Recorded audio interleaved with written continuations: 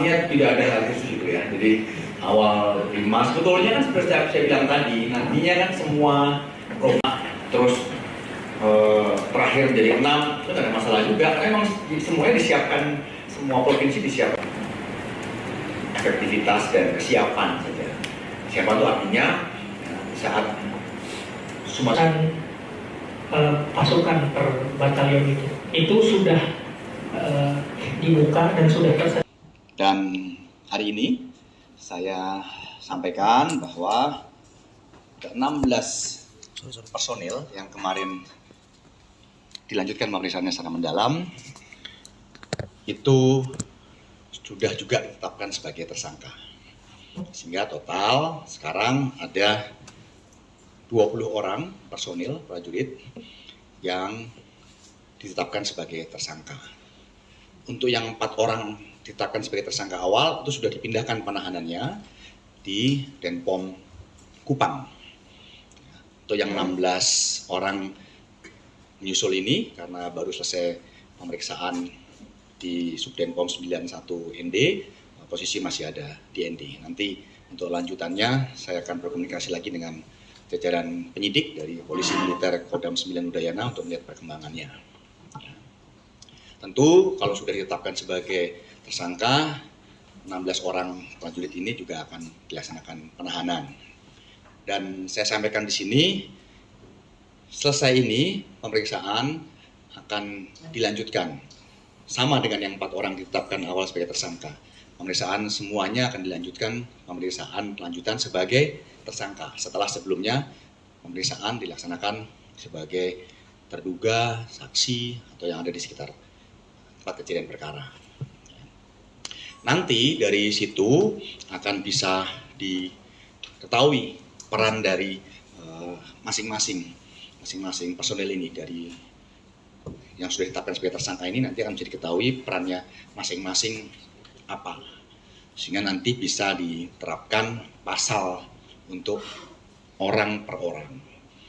Jadi tentu tidak akan sama pasal yang akan diterapkan, di mana nanti ancaman hukumannya juga mengikuti pasal yang diterapkan tersebut tidak akan sama antara orang per orang. Semua akan dilihat sesuai dengan hasil pemeriksaan nanti perannya, porsinya, ya, bagaimana di dalam kejadian ini. Dan beberapa pasal yang sudah disiapkan, saya komunikasi dengan penyidik, itu ada pasal 170 KUHP gitu ya, yang berkaitan dengan terang-terangan menggunakan tenaga kekerasan pada orang lain, itu ada pasal 351 ya, yang berkaitan dengan penganiayaan. Ada juga pasal 354 yang sengaja melukai orang lain gitu ya, berakibat pada kematian.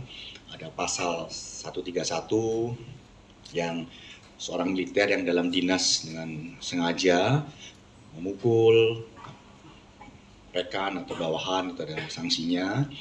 Lalu pada pasal 132 yaitu militer, dalam hal ini senior atasan yang mengizinkan atau memberikan kesempatan kepada personel militer lainnya untuk melakukan tindak kekerasan kepada personel militer yang lain, itu juga dikenakan sanksi.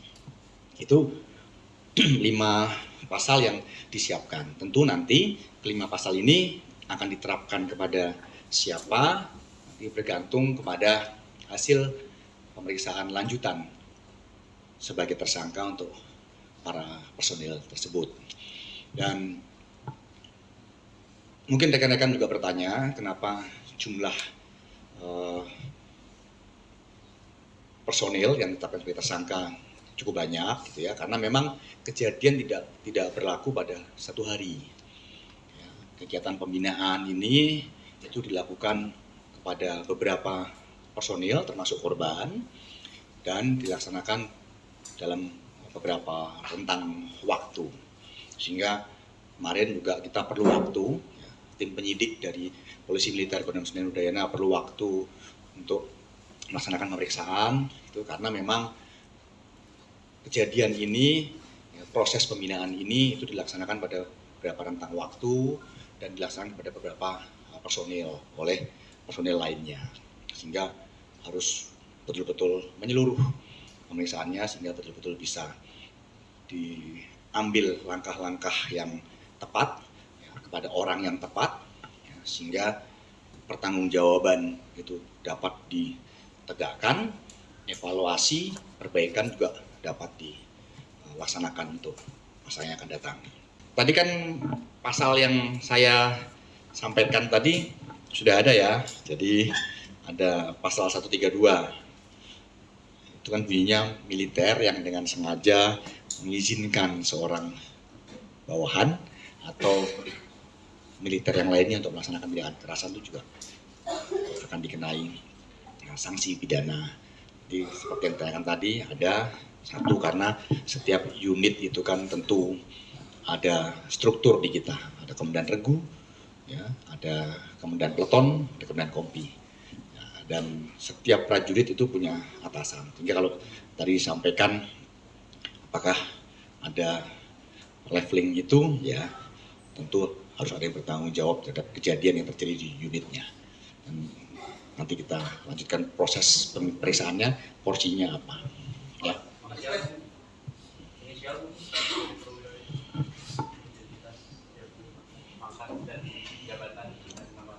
Ya, adalah ya. Yang pertama tadi, saya sudah sampaikan semuanya atas dasar pembinaan. Ya. Jadi pada kesempatan ini saya nyampaikan bahwa kegiatan ini terjadi semuanya pada dasarnya pelaksanaan pembinaan kepada prajurit. Jadi cukup saya jelaskan sampai di situ ya, karena tentu kita perlu mendalami beberapa hal yang nanti akan menjadi esensi pemeriksaan terhadap para tersangka. Tapi bisa saya katakan bahwa kegiatan-kegiatan pembinaan prajurit itu yang mendasari suatu hal terjadi pada permasalahan ini. Tapi yakinlah resminya sudah